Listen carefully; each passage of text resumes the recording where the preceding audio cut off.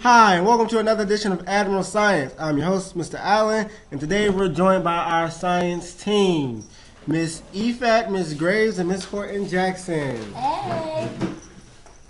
Y'all taking forever. Oh, okay. Hi. And alright, so first things first, let's talk about Chapter 8. Chapter 8 focuses on ending a lesson. And one key note from ending a lesson, teachers provide evidence that all students feel as though they have been invited to their class to learn effectively.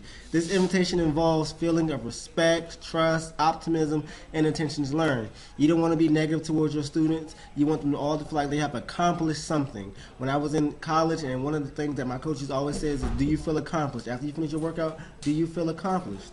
All right? You should feel, every student should feel like they accomplished something in today's lesson. Another way that we can end the lesson is to collect evidence of the student experiences in their classroom about their success as change agents, about their levels of inspiration, and about sharing their passion with the students. Some ways that the science team does this is that we actually take pictures of our students while working. We get to show them these pictures. We also have things such as Think Central and Edmodo where our students can actually provide us feedback. The third bullet that we'd like to discuss is together teachers critique the learning intentions and success criteria and have evidence that students can articulate the learning intentions and success criteria in a way that shows that they understand them. Students attain the success criteria, students see the success criteria as appropriately challenging, and teachers use this information when planning their next lesson. One of the things that we do at the science department, is work with our specialists and work together as a team on how to use student data to inform teacher instruction. So,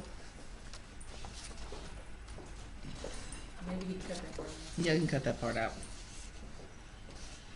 Okay.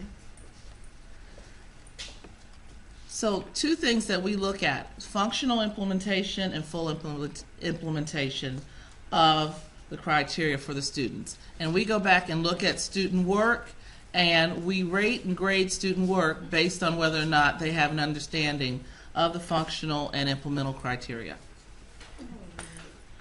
Teachers create opportunities for both formative and summative interpretations of student learning and use these interpretations to inform future decisions about their teaching. Now, my students know that there are 3 questions I ask every time we cover anything in the class. Is anyone confused, perplexed, or bewildered?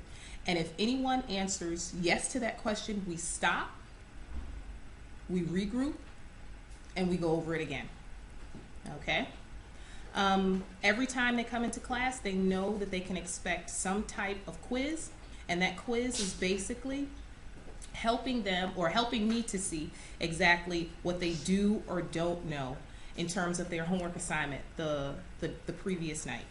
Okay, and whatever I find that they have trouble with, we work that into the schedule sometime during the week, and we go over those. All right, so in conclusion, teachers need to interpret the evidence their impact on students' academic achievements has.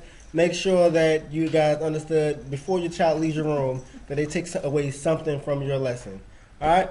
So this has been another edition of the Admiral Science with a special guest, Miss Horton Jackson, Miss Ifat, Miss Graves, and your host, yours truly, Mr. Allen. Thank you, and we'll see you around.